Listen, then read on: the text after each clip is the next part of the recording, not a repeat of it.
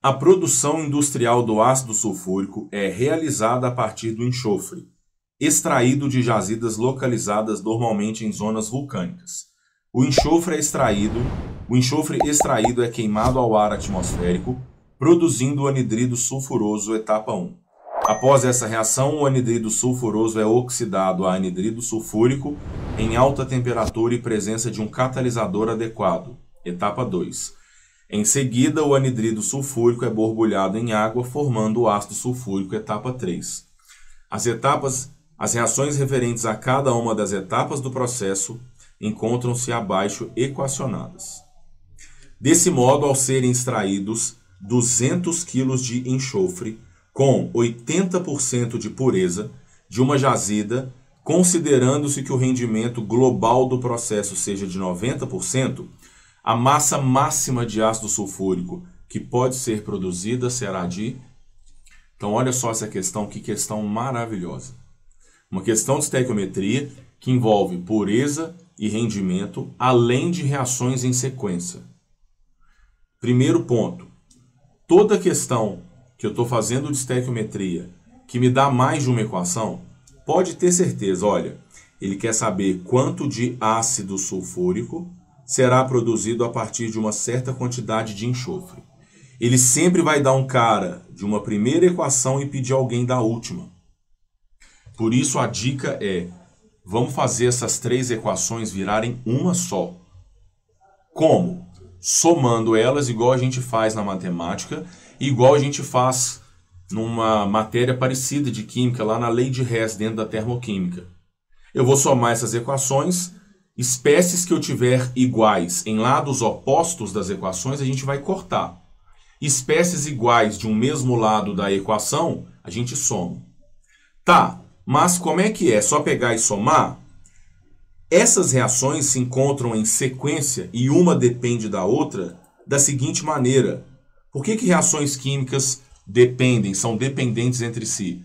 Porque às vezes uma substância que eu vou utilizar na minha reação, eu preciso produzir ela primeiro.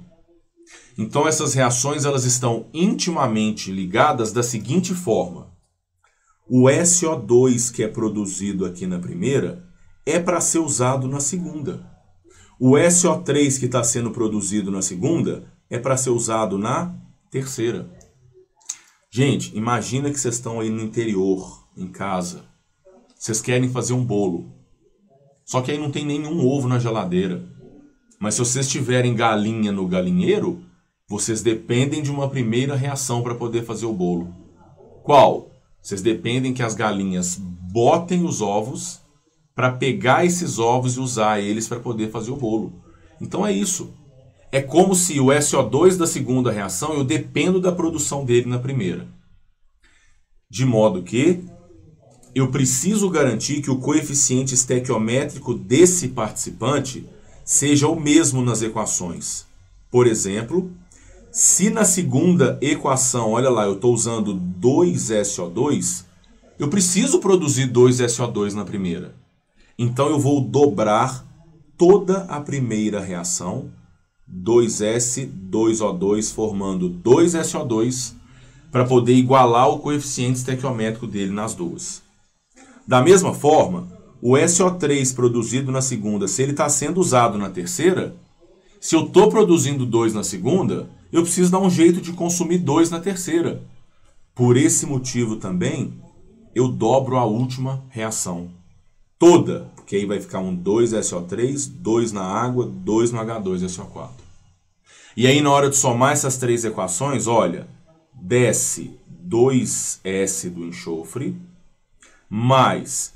Olha o SO2, 2SO2 no produto da primeira, 2SO2 no reagente da segunda. Corta. Olha o oxigênio agora. Tem 2O2 aqui no reagente da primeira e tem um O2 aqui também no reagente da segunda. Então esse oxigênio vai ser somado. Eu vou ter 3O2 no final da equação. Mais essas duas águas também no reagente, soma 2H2O. Isso vai produzir, detalhe, olha só o SO3. 2SO3 no reagente da última 2 SO3 no produto da segunda. Então o SO3, por sua vez, a gente corta ele. E o único produto, 2H2SO4. Percebam agora que tanto o enxofre como o H2SO4 se encontram na mesma reação. Aí agora eu posso me preocupar com a parte da estequiometria. A equação já está pronta, já está balanceada. A questão está querendo saber qual é a massa máxima de ácido sulfúrico produzida a partir de 200 kg de enxofre. Vamos montar aqui então? 2 mols de enxofre reagem, não interessa o O2, não me interessa a água, para produzir 2 mols de H2SO4. Fui até a tabela periódica. A massa do S é 32 gramas por mol. Como estou reagindo 2 mols, então eu estou reagindo 64 gramas. A massa molar do ácido sulfúrico, o O é 16 vezes 4 dá 64, com 32 do enxofre, 96, com 2 dos hidrogênios, 98 gramas por mol. Como eu estou produzindo 2 mols, então aqui 196 gramas. Acabou a questão. Ele me deu 200 kg de enxofre para reagir. Mas olha, com 80% de pureza. Se eu estou dando 200 kg para reagir do reagente, mas eu falei que ele tem 80% de pureza, então eu não estou dando 200 kg coisa nenhuma. 200 kg, vou fazer aqui, olha. 200 kg é a massa que eu teria para reagir se a pureza do reagente fosse de 100%. Como a pureza é de 80%, então, na verdade, eu estou dando só 160 kg para reagir. Ou 160 mil gramas. Agora que eu já descartei a parte impura do meu reagente, eu posso descobrir a quantidade de produto. E veja só a relação.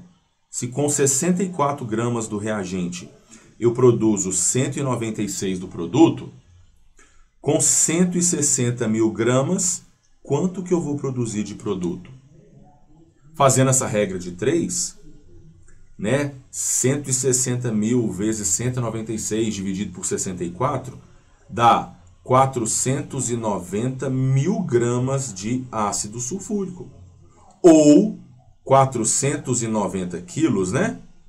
Lá na letra C, para a gente marcar feliz. Lembrando que essa reação tem um rendimento de 90%. Ou seja, 490 quilos é o que eu produziria se o meu rendimento fosse de 100. Como o meu rendimento é de 90%, então, na verdade, eu vou produzir apenas 441 quilogramas de ácido sulfúrico. Resposta letra D. Questão top, complicadinha, vamos dizer assim, mas lembrar dos passos. Se eu tenho mais de uma equação, dá um jeito de fazê-las virarem uma só. Falou de pureza, primeira conta que eu faço. Falou de rendimento, tira no último resultado.